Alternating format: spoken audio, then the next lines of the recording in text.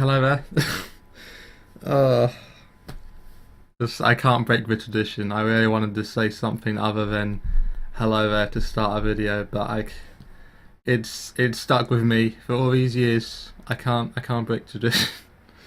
Oh, why am I doing this? Oh, I'm really nervous actually. I don't know. So I wasn't sure if I wanted to make this kind of year in review thing a video or not, because like my year wasn't that eventful in comparison to other people's, but at the same time I figured it doesn't really hurt to. I did a lot of cool things this year, and some of the stories I want to tell, I'm reading from the script by the way, because there's no way I'm going to be able to remember everything. I wrote down a script and I was going to make it a pay spin, but I figured some of the stories I want to tell benefit from me talking, and if you're willing to listen to me go on a tangent for over 15 minutes, then hey, maybe I'll do some more videos like this in the future. I always wanted to make videos like these and do a bit of vlogging, I guess, but I never really have the confidence to, and I never thought any ideas I came up with were that good. I guess this is as good a time as any to break out of that rut and put myself out there a bit. A bit of forewarning, the way I'm going to be in this video is I kind of a real me, I guess you could say. I don't want to say that I'm Charlie right now, and in my videos and live streams I'm Shirdel, because I don't put on an act on stream. But I'm going to be talking about my own life here, and as a result I'm probably going to be a lot less enthusiastic and more emotional, as you can probably already tell. This is the kind of way I act when I'm talking to close friends and not being a hot, dabbing, fisting meme lord like you see me be before. Oh, why did I write that bit? Oh, Christ. Oh, I wrote this at like midnight one day. A couple of days ago, I just churned the whole thing out, and I've only just had the opportunity to make this. But yeah, let's just get on with this year in review and 2017 goals. So this year has been pretty eventful for me. My New Year's resolution at the beginning of the year, when I always take my... Recently, in the past couple of years, I've taken my New Year's resolutions quite seriously. Like it's, I mean, you know, it's a joke thing to some people. And well, what's the point of making a New Year's resolution? It's just a continuation of the past year. But I like layering the years and looking back and saying, oh, this year's good. This year I did this year I did that. And my resolution at the beginning of this year was to make my own opportunities and progress myself. And I think I've done that in pretty much every way. Since the start of this year, I've been doing lightweight lifting with dumbbells, getting a bit of them bicep gains pretty much every day. I started running in the summer. I haven't been running recently because it's been absolutely freezing outside and my nose is all wet. And I was talking to my brother about it because he does running too, and he said, oh, I just, you know, that, it's disgusting. And my legs freeze up and my breath's, you know, it's all cold. I don't like running in the winter, but I'm going to start again in the spring. I've passed my driving test. I've got a car. I just need to get the insurance. New driver, 19 years old. No matter how crap the car is, it's going to cost over £1,000 for insurance. So that's going to be fun. But hopefully we can figure something out there. I've gone to Tekken tournaments, and the two big ones I want to focus on in this video. I went to ESA, European Speedrunner Assembly in Sweden. You probably know. And I also, but through doing that, had my first ever flight and first holiday on my own without family. And I started my bachelor's degree in computer science at the University of Sussex, which is massive for me. It's the only career choice that I've really wanted to do. It feels more like a hobby than work. I mean, sure, sometimes it feels like doing work, but sometimes doing hobbies feels like work. Speedrunning, making videos, whatever. It all kind of blends together. You could even argue what I'm doing now is kind of computer science related, multimedia. And a bunch of other little things happen over this year, but those are ones I want to focus on the most right now. So starting with ESA, ESA has to be the highlight of my year. I'm gonna warn you guys, this is gonna be really fucking long. This whole thing's gonna be really long. I'm gonna put the paste bin in the description. So if you'd rather read the paste bin, then listen to me blabber on, then you can do that. Whichever benefits you. But anyway, let's just get into it. I'm rambling already. So getting Tekken 3 into that event was actually, before the event even started, just getting Tekken 3 was so stressful. And I felt like I had to approve of that event. Because, you know, I'm a Tekken speedrunner. Right now, I'm probably the only 100% active Tekken speedrunners. There's Realm, who is repping Tekken 2 as well. But he doesn't like Tekken 2 that much. And Hoodie's got a full-time job. And there's no one else really. A couple of people do occasional ones. IKK 9000's been doing Tekken 5 recently, but I'm the only one who's doing every Tekken game, and like really trying to get it out there and streaming, you know, constantly. Well, not constantly, but often. And when people hear about Tekken speedrunning, they usually think one of a few things: either, oh wow, this is cool. It's like, you know, you're playing the fine game, but it's a speedrun against AI. That's actually a really cool idea. And a lot of people have said that. Some people say no, the idea is a bit odd, but sure, it's kind of neat. Or a few people, not many, but a couple of people have been like, this isn't Tekken, or this isn't a real speedrun. What is this? This is stupid, it's arbitrary, it's not conventional. And, you know, it depends if a Tekken player or a speedrunner saying it, but I have had a little bit of that, and I've wanted to prove myself by showing people just how much skill and how fun to watch Tekken speedrunning actually is. Now I've talked on stream about how tough it was to get Tekken 3 to be taken seriously as a speedrun. It has a ton of strats, a ton of optimization. Many of those strats require a lot of technical proficiency to execute. The speedrun has virtually no repetition or downtime. It's really fun and intense to play and watch. Casual players don't get confused watching it by some of the strats. You know, anybody can follow what I'm doing, somewhat. And pro players can appreciate just how difficult some of the strats are. But I'm sure anybody who's watching me, who's watching my stream actively this year, knows all this already, but I'll just digress and just say it was a battle to get people to take Tekken seriously, like big speedrunners. And I've told some of the story about what happened with the Tekken 3 ESA submission on stream, but I'll say as much as I feel is decent to say here now. Originally, the submitted category to ESA 2016 was Tekken 3 Unlock All Endings. It's my favourite speedrun category of the Tekken series. It's just over an hour in length, or just under, I guess. I've only had one sub-hour run, the world record, 56:52. And it was initially accepted and got through the rounds of cuts. You know, it made it to the finals. It was a confirmed speedrun at the event. But after some time, one of the organisers messaged me and asked if the run could be changed to a 6-character run chosen by donations, and to show those characters' endings on stream, which has since became a bit of a meme on my stream now, by a couple of people will say, oh, you're going to do a 6-character run, or something like that. But according to the organiser, and this is a direct quote, the big part of a Tekken 3 run will be nostalgia. So we were thinking that by changing the run to be 6 single character runs, people would get a lot more out of it. And I'm sure anybody who's watching knows just how ridiculous that idea is.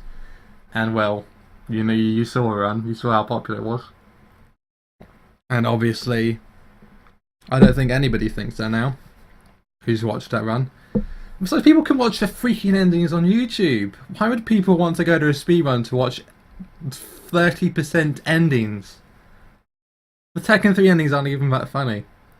But anyway, of course I had to be respectful. I'm trying my best to be respectful but candid.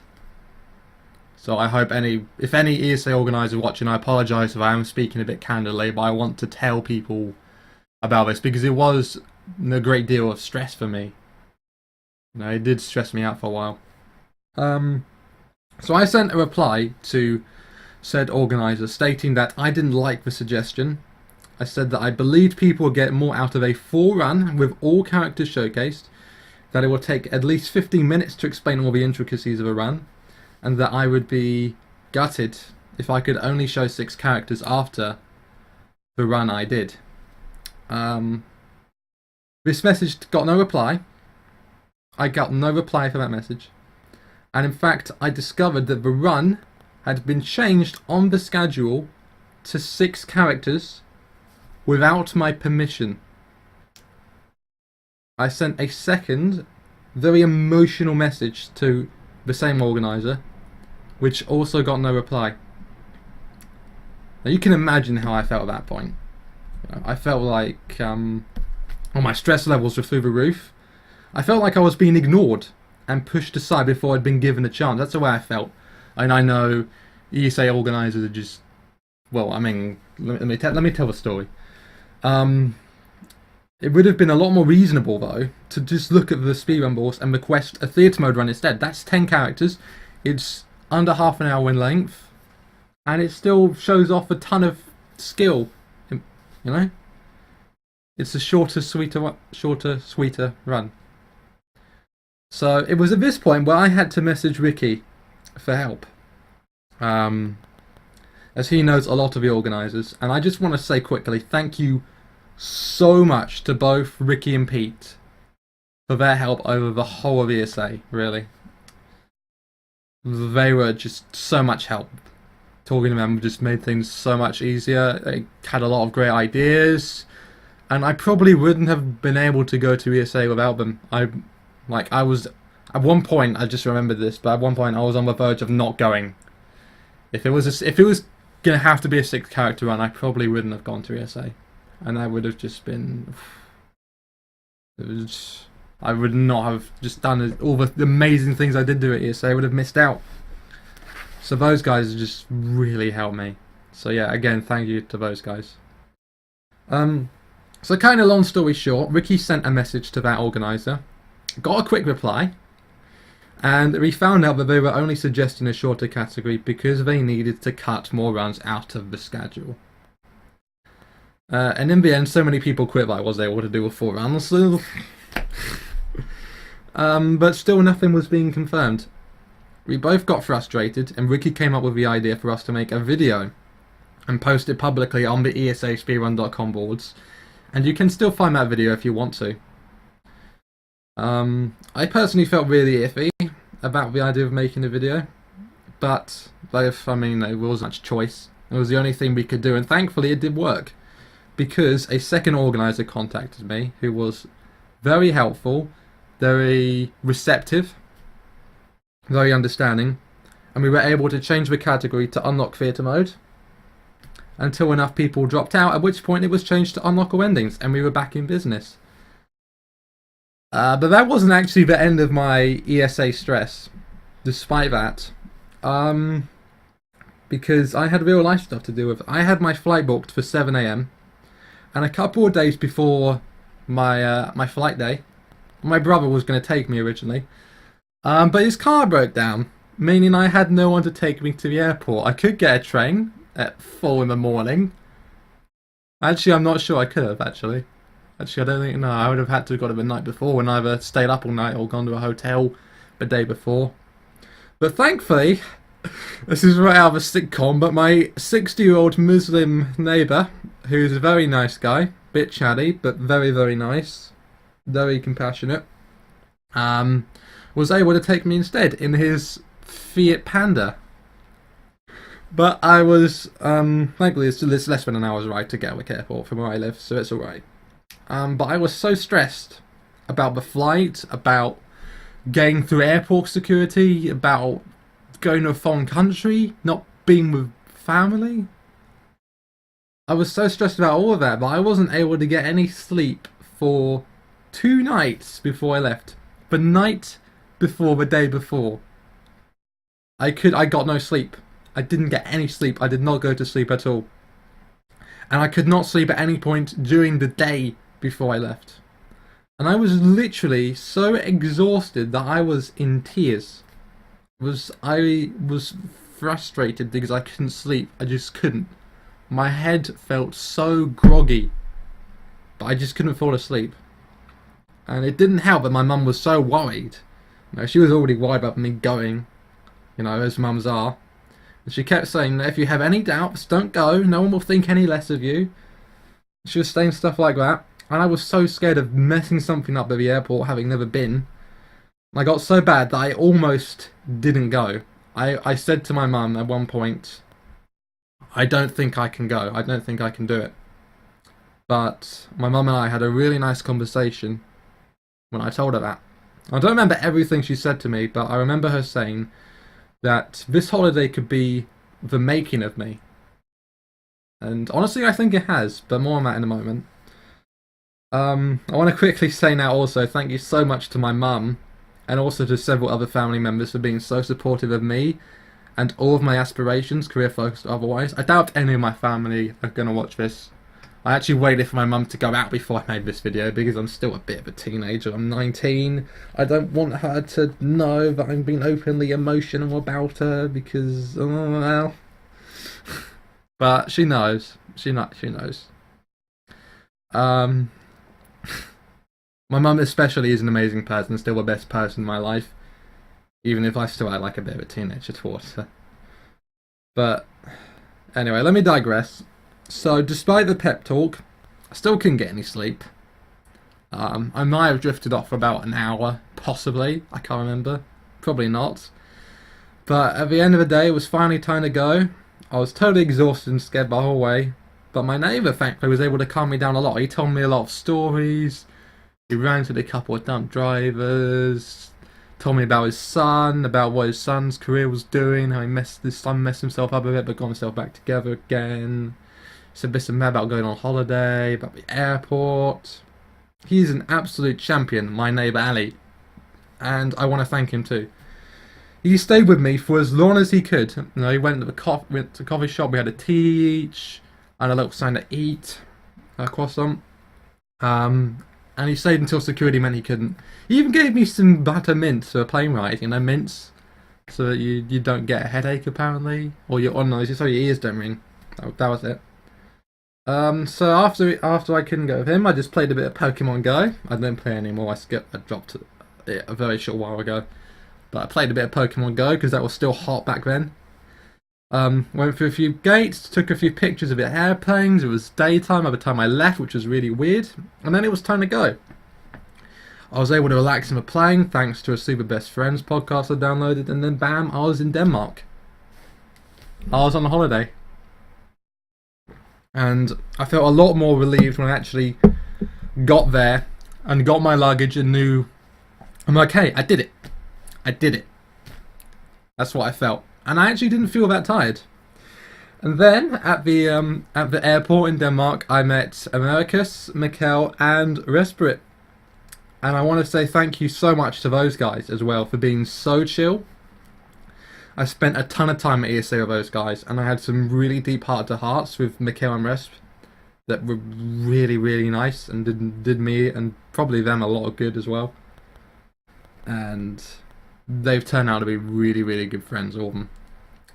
One fast food meal and a 3-hour train ride later, we were in... I can't pronounce it.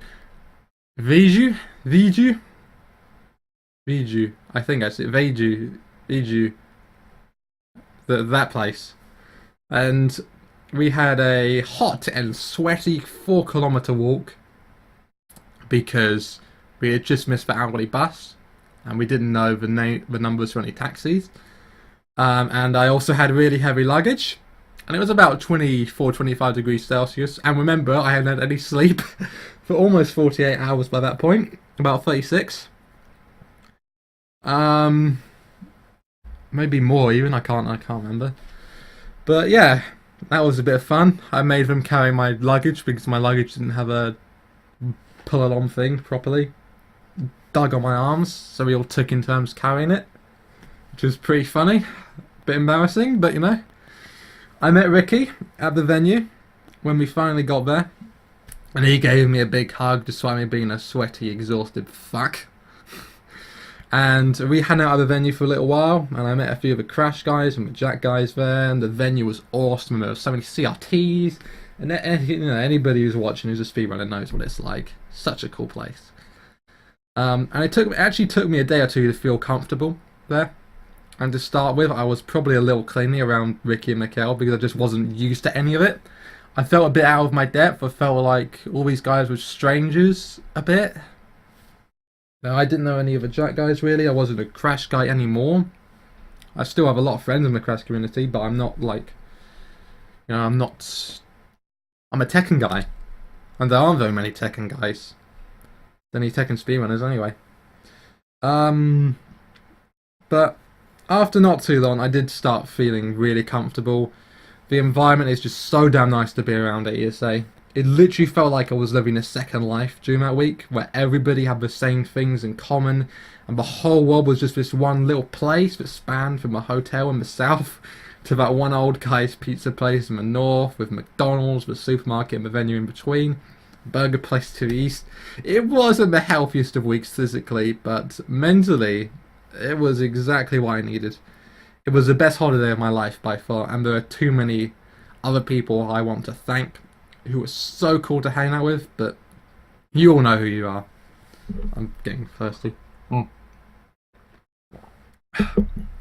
that being said, the best part of the event for me was obviously my Tekken 3 run.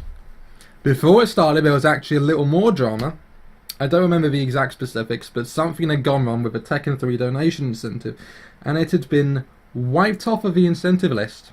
I only found this out right as we were getting set up. So I was on the verge of getting put off of my game. But thankfully, Ricky, as quick thinking as he is, said, put the incentive back up, make it half its value, $250 down from $500, and we'll push it hard during the run. And we did it. What do you know? We were able to raise over $310 during the run, which thanks to the US government got multiplied by 10, meaning we raised over $3,000 for charity during that run.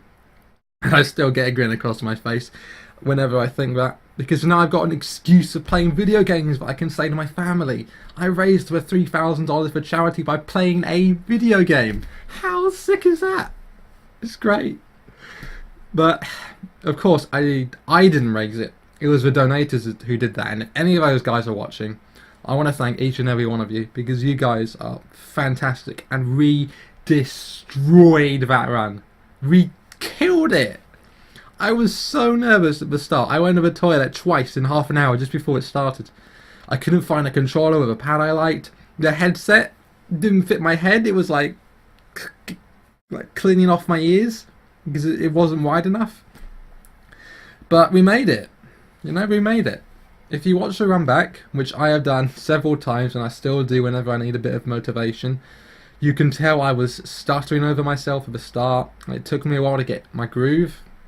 But thankfully I got an incredibly good king. Chat was going off the fucking roof. We peaked at 9,000 viewers. We were the second most watched run of the entire event, which I am still never going to get over. And past that point, I was in the zone. I was explaining everything. Ricky and Pete were covering me perfectly on the commentary. It was perfect. Gameplay was fantastic. People loved it. And I had the time of my life. I don't think it's an exaggeration to say that kind of thing is what I was born to do. Go up on a stage and entertain people. I never thought I'd do it by playing an old video game, but it's something I've always wanted to do since I was a kid. And I am so happy with the way it turned out. How I didn't even notice how many people were behind me watching. I never looked over my shoulder because I lost who I was in my script. Fuck. Okay. It's something I've always wanted to do since I was a kid. I said that. Oh, yeah. It's because I was in the zone. Let's go back on track. I'm obviously not in the zone right now. I didn't even notice how many people were sitting behind me because I was so in the zone. I looked behind me after the run, and there were like 40 to 50 people sitting down. Half of the venue practically was watching me. The viewer count was, this is going to sound a bit self-masturbatory, so I hope you don't mind, but the viewer count was around 6k before my run, peaked at 9k during my run, and went right back down to 6 to 7k after. It was so surreal, but I proved something to a lot of people, and I proved something to myself too, and this is one of my life mottos. It's going to get a bit cheesy, but you know. You can do anything if you care enough and put enough effort and passion into it. If you don't give up, you can make your dreams come true. I truly believe that. And sorry, that was a bit cheesy.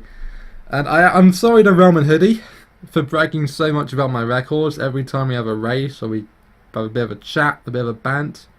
To be honest, it isn't really like me. I don't like bragging, believe it or not, but I can't help it. Because it's okay to be proud of yourself and be proud of your accomplishments. Damn what anybody else says.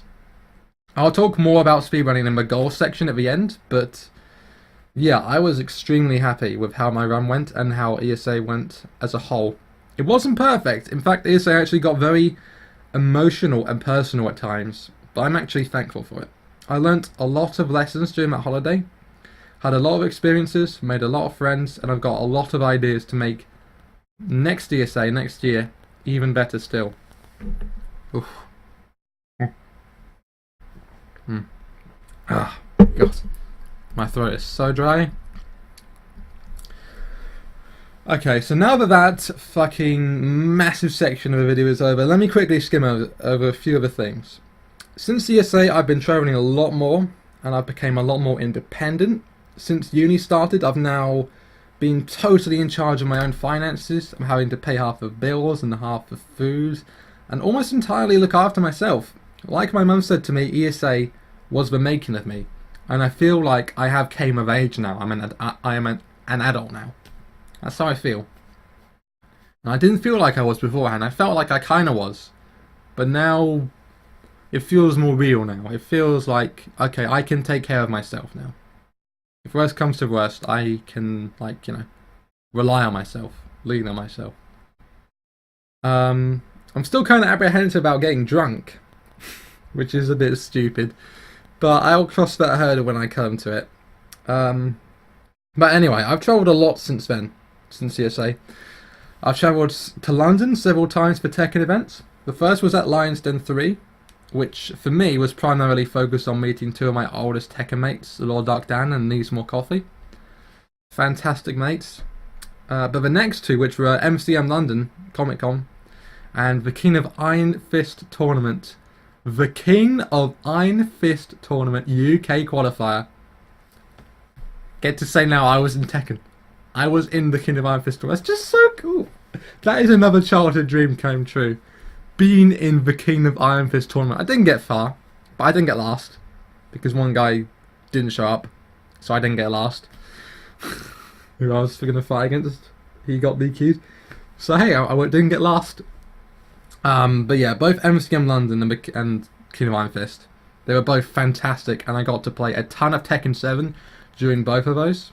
Let me tell you, Tekken 7 is going to be incredible, and that game alone is making me so hyped to 2017, I can't even take it.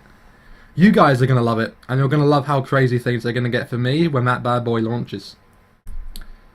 Now, I guess the last thing I want to talk about is university. And honestly, I'm still very conflicted on how uni's going. In terms of grades, I'm doing well.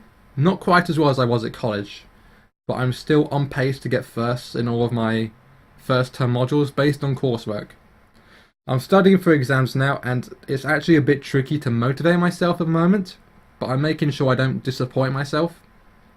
Before I get too deep into university, I'm actually having a bit of a problem with my own psyche, where I feel like my hubris is starting to become my downfall. The problem is that, this is going to sound really stupid, the problem is that in terms of self-improvement and goals, I've accomplished so much over the past few years, but if I ever don't accomplish something, or something doesn't go the way I want it to, it hits me badly. And I've also gone into a rut where if I don't do something worthwhile in a day, one day, if I don't do something worthwhile in a day, I feel like I've wasted that day. That worthwhile thing could be anything from streaming to going out for a run to work to meeting up with mates. But I'm starting to feel like I can't waste a single day of my life. And that kind of mindset, while good in some ways, is also starting to frustrate me. Because it almost feels like I'm punishing myself for doing nothing. It's a really hard rut to get out of. But I'm trying my best to sort of twist around my perspective. But it's I don't know. So, for uni in 2017, what I've decided is that I'm going to try to go for firsts in all of my modules for as long as I can, but I'm never going to aim for higher. There's no point in me overexerting myself, because life isn't a sprint, it's a marathon. That was really cheesy, but it's true. Life isn't a sprint, it's a marathon. I don't want to be perfect, because being perfect isn't fun. Sorry, it's really cliched. But I think for the sake of my own sanity, that's kind of the best mindset for me to have right now. Going on to uni itself, outside of the work and the fantastic tutors and schedules I have, honestly, it hasn't been too great so far. There's a good reason for that. I go to a local university. It's a top 20 UK uni, and I really enjoyed the campus and the feeling of openness it gave me when I first went there. So it was just a convenient choice. However, one of my college friends of mine, and a very good friend who I met at college, also decided to go to the same university and take the same course after a bit of encouragement from me and his family. And well, he started it, but he wasn't as enthusiastic about it as I was. He always said he was going to do things and then didn't follow through. Like he was going to stay behind and do extra work but never did. He was going to join societies but never did, things like that. He's the kind of person who's very hesitant about being 100% open about something until he has to. And he doesn't like feeling inferior and won't ask for help until he really needs it, or it's too late. And that's exactly what happened at uni for him. We have a mathematical concepts module, which I didn't expect was going to be as hard as it was, but man, it was fucking hard. I'm confident in it now, and I'm practically guaranteed to pass it thanks to good results in the coursework, and thanks to Phoenix45 for the help, you fucking champion, for the maths help. You are an absolute champion. But my mate did not do so well at all. A lot of it went over his head, because neither of us studied maths in college, and he wasn't able to get back into maths shape in time. I don't think he was really prepared for how tough university was going to be. And he started showing up for less and less lectures until eventually he just stopped showing up at all. It wasn't entirely because university life was also kicking him in the balls too. He's been having a lot of family problems. I'm not going to say anything in detail because it's his personal life. But let's just say he's not in the best of places right now. The fucking door. Who's that? Oh, Christ. Hold on, I'm going to stop this recording and restart it. Now I've got to put the fucking video into 2 parts. God, I didn't want to do that. I wanted to put the video in one go. But postman has came with a parcel. This is probably my CPU. Probably. I don't think there's much else it could be. So that means I've got all my gaming PC parts. So I'll get to that. But that was really bad timing. We were right in the middle of something then. We had a moment and we've just lost it. Let me get back on track. So yeah, my mate is not having the best of time at uni. I'm trying to help my mate, but I honestly had to help myself first. Because I'm commuting to uni and leaving after my lessons, I'm not meeting a ton of people like I would have if I had moved away to a uni. And not having my old mate there means at the moment I don't have any real friends at uni. That's not to say I don't have friends at all. I'm in the gaming society, and I don't go all the time because 80% of the people there just play Smash all the time, and sometimes there's nobody else who brings in the other games. And the 6 to 9 PM time slot is also killer for someone who doesn't live at the uni. But I have made some decent friends there, just no one I've clicked with yet. No one I talk to outside of meetups. And that's the same story for people in my class. Since it's mostly lectures and halls, it's hard to get to know people, and we're set in particular small groups for lab sessions. I'm getting to know a couple people there, but they're just acquaintances, no one I've clicked with yet. So for a while, I was a little upset about how university was going compared to how I imagined it, because of course, you know, uni's the best place in the world in your imaginations, and it's going to be fantastic and all this. But having talked about it to a few friends, I'm not too worried. Since my mate was getting depressed and I was stressed about him and about coursework, I turned kind of negative and solitary for a couple of weeks. And again, I have met a good number of people, again, just haven't clicked with anybody yet. And the conclusion I came to as of now is that I just need to shift my expectations a bit. My mates came to the conclusion that the best thing for him is to go to another university and move away next year.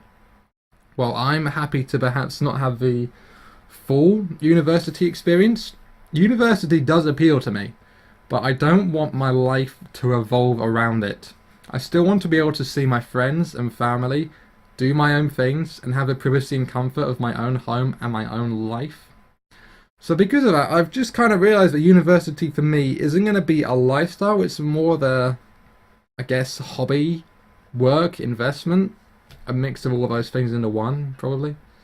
It's something where the more effort you put in, the more you get out. And I'll admit, I didn't put in as much effort as I thought I would into the first semester, because I thought uni would be a cinch and everything would fall into place. But actually, every aspect of it does require work and investment. I'm really hoping the next semester gets better, but honestly, as long as I pass all of my modules, I'll be content. I'll be happy if I get a first on most, if not all of them. But I'm going to try to lower my expectations a little, just in case it gets really freaking hard and I won't beat myself up as much if I do disappoint myself. I don't know.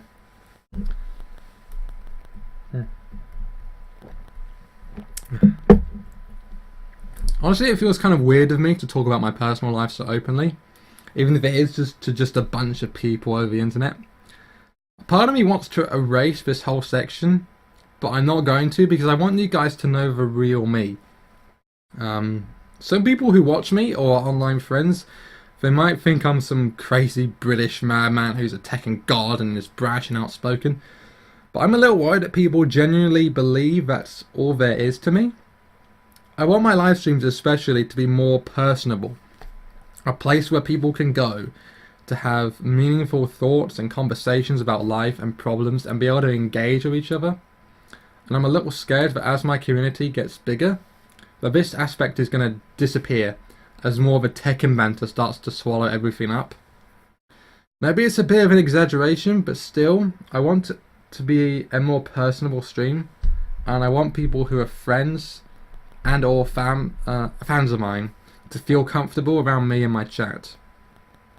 In truth, if I had to describe my entire self in a few words, I'd consider myself someone who is trying really hard to have an enjoyable and meaningful life and wants to make their friends and family happier and bring some more positivity and fun to the world, but is really, really scared of letting people down or being derided and ridiculed by his peers. That's the best way I can describe it, and it was so hard to get the confidence to write that down. I mean, who knows how many people are still here at this point, but I'm guessing if you are, then you're either very interested in my stories of what I have to say, or you genuinely care about me, in which case, seriously, thank you. 2016, I know, was a painful year for a lot of people, even if it's exaggerated for some. And I really hope that next year I'm able to help, entertain and encourage people, either directly or indirectly. And that I was able to maybe do a little bit of that this year. I know I'm still just a little guy in the world of the internet, but what I've accomplished in 2016 might just be the start of something big. Something I've been kind of working towards since I was 12 and bought that shitty knockoff Korean capture card and made low quality Tekken videos. Followed by crazy and weird Let's Plays, followed by ridiculous gaming reviews, and now I may have finally found something with speedrunning. Possibly not, but maybe, who knows. With the release of Tekken 7 coming up, I definitely feel more confident about speedrunning than I have done any of my other projects. And that's the deep down in the pit of my stomach that you know is telling the truth about whether this thing is really, really worth your time, but either way you ignore and just do it anyway. Kind of gut feeling. And hey, if not, I'll still be working on uni. Uni being the much safer and meaningful and more long-term investment. But either way, I want to start 2017 as I mean to go on. And I think this little thing that's gone on way too long, I'm sorry, I think it's a really good start. So to finish, I'm going to very quickly go over my goals for 2017. In no particular order. Run Tekken 7 and potentially another Tekken game at ESA 2017. This is the biggie, and dare I be ambitious and say Tekken 7 has the potential to break 10,000 viewers and might just be the most popular run of the whole event. I feel more than a little cheeky saying that, but I think Tekken 7 has a shot. It all comes down to how good the categories are. So I am just praying there is one I can do that will be the right length and enjoyable to watch, whether it's story mode or unlockable endings or whatever. I'm so looking forward to Tekken 7 coming out, and I really hope it doesn't let me down. I want to be satisfied with my first year of university. I don't know whether that means to pass all of my modules, get all firsts, or somewhere in between, but I don't want to put any set goal on myself and stress myself out any more than I need to. Uni's already been a source of stress for me, and I know there's more to come. So I'm just hoping I can enjoy myself, and after it's all said and done, look back at the first year of uni and think, I did everything I could, and I'm happy with myself. I want to finish the physical side of my self-improvements, and that means two things. I want to work on my abs a little more, and I want to finally get rid of my acne for good. I started caring about the way I looked around 2013, when I started to go calorie counting, and not a lot of people know this, but I dropped down from 17 stone 10 pounds, which is about 250 pounds I think, I don't know how much that is in kilos, to almost 12 stones, and I'm currently floating around 12.5 stone, about 80 kilos, which I'm happy with right now. Like I said at the very beginning, I started light weightlifting at the beginning of 2016 and started light running this summer, but I can't work on my abs because the barbells that I have are too fucking big to work with outside of the living room. My bedroom's too small to use them here, and my mum doesn't like them cluttering the living room up, and I don't have a bench either. So my abs have remained largely uncared for up till now. I'm not going to do a ton to them, just enough to make myself a little leaner and a little more, attractive. As for my acne, that's something you might not be able to tell I have, because every fucking morning I blast my face with a boiling hot flannel and one of a large varieties of different skin products. At this point I've had spots since I was about 12 or 13, and I'm 19 now, so I really want them gone for good. That means I booked an appointment with a local GP who I know is a skin specialist, and I'll be having that appointment in mid-January, and hopefully he'll be able to give me some kind of prescription which gets rid of this and means I can be a little more confident in myself, because this is actually something that's been putting me down for a long time on days where it gets bad, and I just want that gone from my life for good, This is a bit of a funny one, but I kind of want to fully dye my hair, probably around the summertime and likely just before ESA. It's something I've wanted to do for a really long time, but I just haven't, due to a combination of not feeling like I can pull the look off, and because my hair is great the colour it is. I love my dark brown colour, but occasionally I want to try something different and be a bit more adventurous, so we'll have to wait and see. Right now I'm leaning towards some kind of strong red, maybe a really bright ruby red, or a more fiery reddy orange. That's probably my mum. Oh no, that's my parcel.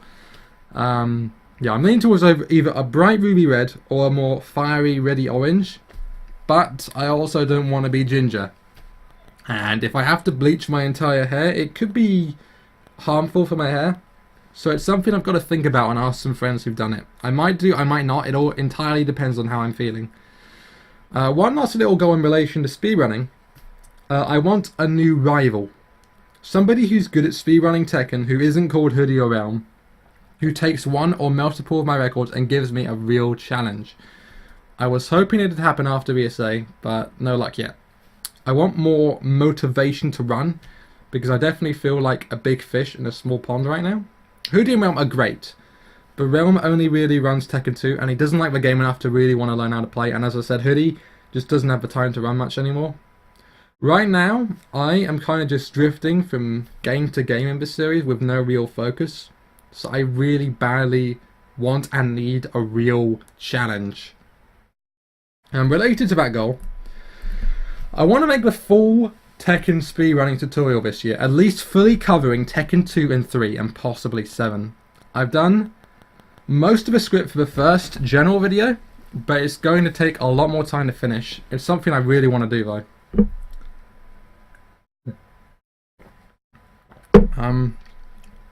And lastly, and this is a really personal one for me, I want to come out as bisexual, at least fully online and to my stream. I've talked about it with a few close friends, and I've told a few real life friends and family members, but their real life, it's going to stay a secret due to some of my older family members for a while. At least unless if I ever get a serious boyfriend. But online, I want people to know about it because it is a part of me. It's not one I especially flaunt, at least not anymore, but it's something I really want people to know because it is a scary thing to admit, no matter who you are. I originally had the mindset that I was just going to tell anyone who asked, but I want to be 100% open about it now because I want to be unashamedly honest about who I am, and despite how dumb I can get while streaming, I want the chat to be a reflection of my personality. Not necessarily super gay or anything, don't worry about that. This does not change anything about who I am, or what I do, or anything like that. I'm still me. Just, I want people to feel like they're watching me, a person with different emotions and feelings and goals and worries, rather than just an entertainer. I am still an entertainer because it comes naturally to me, but I want to be honest about who I am, and I don't want to feel like I'm keeping a part of myself hidden away because I'm afraid of how people are going to react. I don't want people to treat me differently either, so please don't try to be super flirty with your congrats or make loads of dumb gay jokes. I don't mind a bit of a flirt, but I just want people to see me as me. And this whole video is also me showing what I am. I'm sorry, that was a bit ranty, but hopefully you got the idea. And hey, what do you know? I can already tick one off of my goals for this year. 2017 is proving to be really productive already. Like I said, I'm starting as I mean to go on. Oh god. One last thing before I end this fucking monstrosity of a video. I like to have a New Year's resolution, as cheesy as it sounds, as I said at the start of this video. I can't remember too far back, but in 2015 my resolution was to take every opportunity I get. Or in 2016 my resolution was to make my own opportunities and not wait for them to come to me. I think I accomplished that in 2016. So for my 2017 resolution, I want to do more of the same, but I also don't want to either feel ashamed or afraid to be myself. Actually, a long time ago, I used to be really annoying and bug people all the freaking time as a young teenager, to the point where it affected my psyche so much that I almost got afraid of messaging or bugging people too much, and I started to be really careful about the way I acted, and I sometimes let people's comments affect me way too much. So this year, I don't ever want to have that feeling. I want to be the kind of person I feel like I am, if that makes sense. I guess if you want to put it neatly, I want to feel confident in being myself. And again, I think this review was a great start to that. So thank you so much for watching this. I hope I haven't taken up too much of your day. Take care, and hopefully see you soon. Shirdel out.